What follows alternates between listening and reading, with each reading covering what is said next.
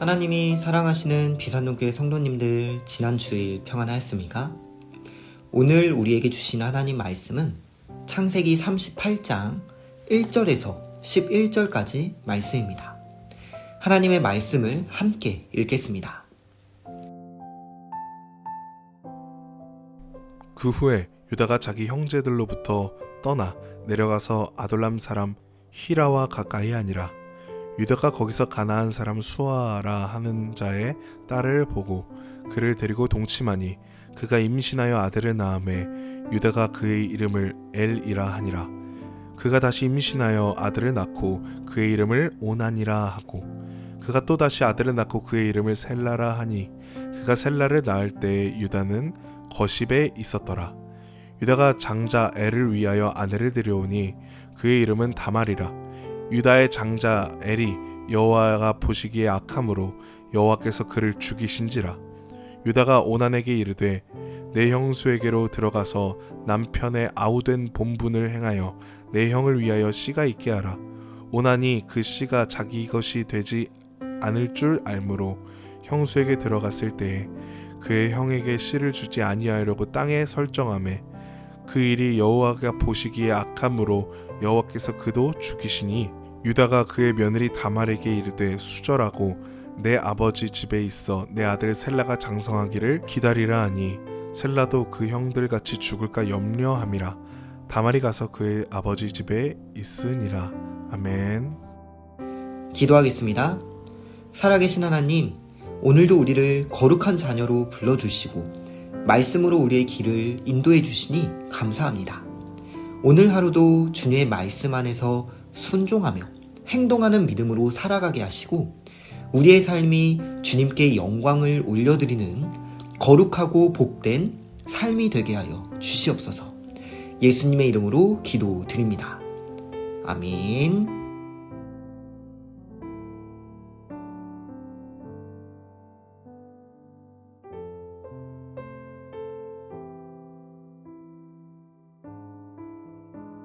우리는 지금까지 요셉의 이야기를 계속해서 살펴보았습니다. 그런데 오늘 본문인 창세기 38장은 요셉의 이야기와는 전혀 상관없어 보이는 갑작스럽게 등장하는 또 다른 이야기를 담고 있습니다. 바로 유다와 다말의 이야기입니다. 요셉이 야곱의 11번째 아들이었다면 유다는 4번째 아들입니다. 1절입니다. 그 후에 유다가 자기 형제들로부터 떠나 내려가서 아둘람 사람 히라와 가까이 하니라. 여기에서 그 후에 라는 표현은 바로 앞장에서 요셉이 형들에게 팔려 애굽으로 끌려갔던 사건 이후를 가리킵니다. 요셉이 팔려갈 당시의 나이가 대략 17살이었고 이후 애굽의 총리가 된 것은 30세였습니다. 오늘 본문은 그 사이에 있었던 일임을 알 수 있는 것이죠. 유다는 형제들로부터 떠나 아둘람 사람 히라와 가까이 지내게 됩니다. 그러던 중 가나안 사람 수아의 딸을 만나 결혼하게 됩니다. 2절입니다. 유다가 거기서 가나안 사람 수아라 하는 자의 딸을 보고 그를 데리고 동침하니. 여기서 유다가 가나안 여자와 결혼했다는 사실은 유다가 신앙의 전통을 따르지 않았다는 의미이기도 합니다. 앞서 살펴본 것처럼 아브라함의 자손들은 가나안 사람과 결혼하지 않고 자신의 민족, 즉 혈족과 결혼하는 것이 신앙의 전통이었습니다. 그런데 유다는 이 전통을 어기고 가나안 여자와 결혼한 것이죠. 이렇게 결혼해서 3 아들을 낳았는데 그 아들들의 이름은 엘, 오난, 셀라입니다. 아들들이 장성하자 유다는 큰아들 엘을 위해 다말이라는 여인을 아내로 맞이하게 해줍니다. 그런데 엘이 무슨 이유에서인지 하나님 보시기에 악하여 죽임을 당합니다. 다말은 아무 잘못이 없었지만 남편이 죽으면서 과부가 되고 맙니다. 당시에 과부가 된다는 것은 더 이상 살아갈 길이 없다는 뜻이었습니다. 그녀는 사회적으로 굉장히 힘든 처지에 놓이게 된 것이죠. 이렇게 되자 유다는 둘째 아들 오난에게 다말을 아내로 맞이하게 합니다. 이것은 당시의 결혼 제도 중 하나인 형사 취수 제도 때문인데요. 형사 취수 제도란 형이 자식 없이 죽었을 때 동생이 형수와 결혼하여 자식을 낳으면 그 자식을 형의 자식으로 인정해주는 제도입니다. 이것이 우리에게는 다소 낯설게 느껴질 수 있지만 당시에는 여성을 보호하고 가문의 대를 잇기 위한 중요한 제도였습니다. 이 제도를 통해 형의 대를 이어주고 형수의 생계 또한 보장해 주었던 것입니다.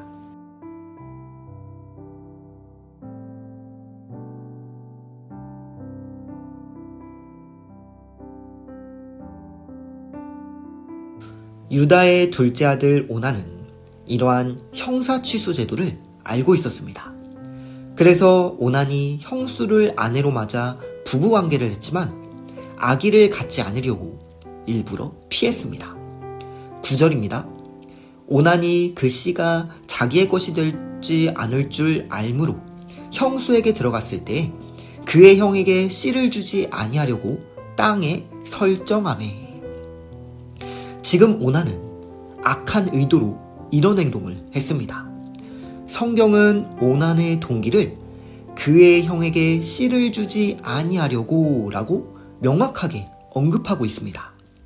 아마도 자신의 재산을 형수에게 나누기 싫었거나 아니면 사회적인 약자가 된 형수를 그저 쾌락의 대상으로만 여겼을 수도 있습니다.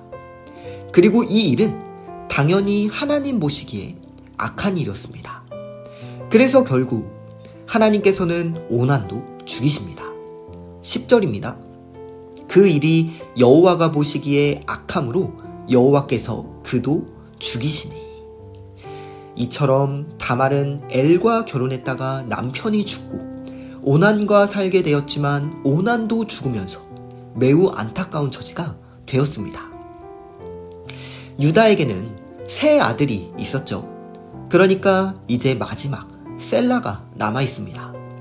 그래서 이제는 셀라와 결혼을 해야 할 차례인데 유다가 가만 보니까 다말과 결혼한 아들들이 모두 죽어나가는 겁니다. 야, 이러다가 셋째 아들인 셀라도 죽겠다. 문득 이런 생각이 찾아오는 것이죠. 그래서 유다는 셋째 아들에게도 다말을 아내로 맞이하게 해야 했지만 그렇게 하지 않고 다말에게 이렇게 말합니다. 11절입니다. 유다가 그의 며느리 다말에게 이르되 수절하고 내 아버지 집에 있어 내 아들 셀라가 장성하기를 기다리라 하니 셀라도 그 형들같이 죽을까 염려함이라. 다말이 가서 그의 아버지 집에 있으니라. 셀라가 장성할 때까지 너는 친정에 가 있어라. 그러나 본문을 보면 셀라가 아직 결혼할 나이가 되지 않았던 것은 아닌 것 같습니다. 셀라는 이미 결혼할 나이임에도 불구하고 유다는 며느리 다말을 친정으로 보내고 결혼을 미루는 것입니다.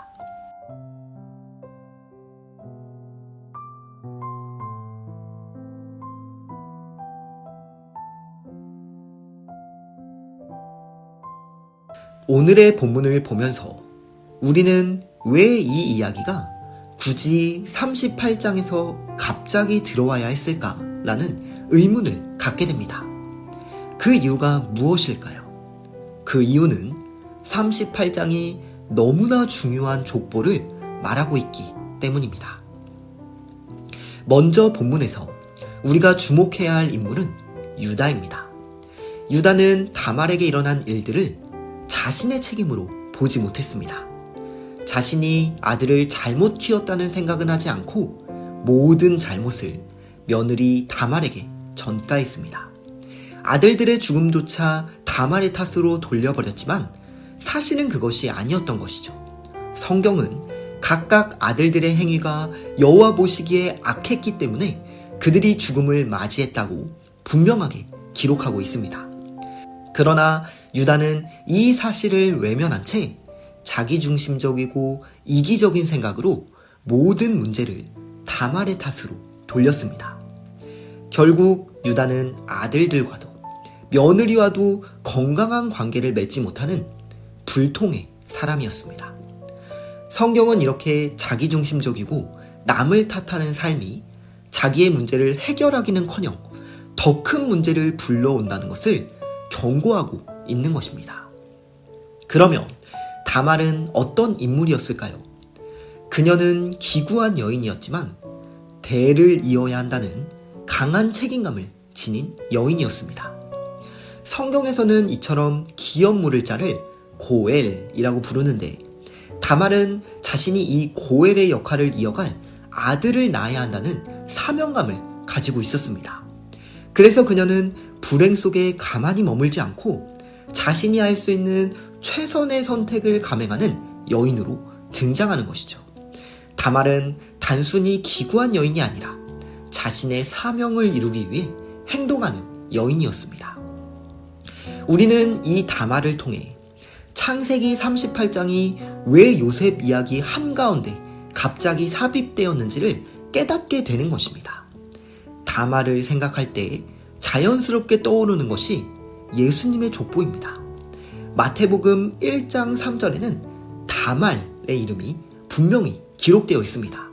하나님의 놀라운 섭리가 바로 여기에서 드러나는 것이죠. 그리고 다말에게서 태어난 아들은 베레스입니다. 터트리며 나온 베레스는 훗날 보아스를 낳습니다. 보아스는 룻기에서 등장하여 과부가 된 룻을 기업물을 자로서 책임지고 아내로 맞아들이는 의인으로 나타납니다. 오난과 달리 보아스는 룻을 귀히 여기며 그녀와의 사이에서 아들 오벳을 낳는 것이죠.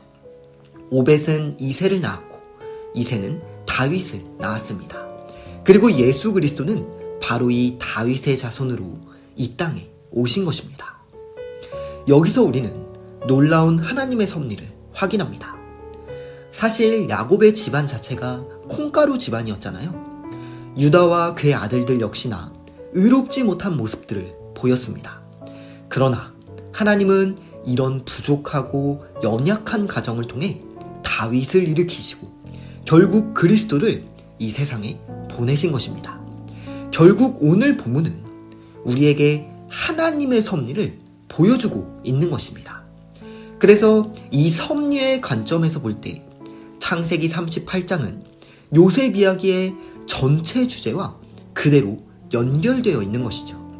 그래서 다윗의 자손으로 오신 그리스도와 직결되는 38장의 이야기가 바로 이 자리에 들어올 수밖에 없는 것입니다. 오늘 본문이 우리에게 주시는 교훈이 바로 이것입니다. 하나님의 섭리하심과 우리의 모든 연약함을 덮고도 남을 하나님의 크신 자비가 오늘도 우리를 향하고 있다. 그러므로 우리는 어떤 상황 속에서도 하나님을 끝까지 신뢰하며 하나님의 섭리를 바라보고 붙들 수 있어야 합니다. 그럴 때 우리는 삶의 어려움과 역경과 시련과 아픔 그리고 깊은 상처들까지도 넉넉히 이겨낼 수 있습니다.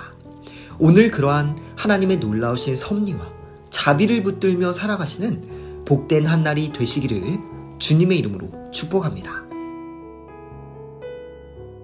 기도하겠습니다. 살아계신 하나님, 오늘도 말씀을 통해 하나님의 자비와 섭리를 다시금 깨닫게 하시니 감사합니다. 우리의 인생은 결코 우리 혼자 사는 것이 아니고 우리의 가정도 우리가 만들어가는 것이 아니라 하나님의 크고 놀라우신 계획과 섭리 안에서 이루어짐을 믿습니다.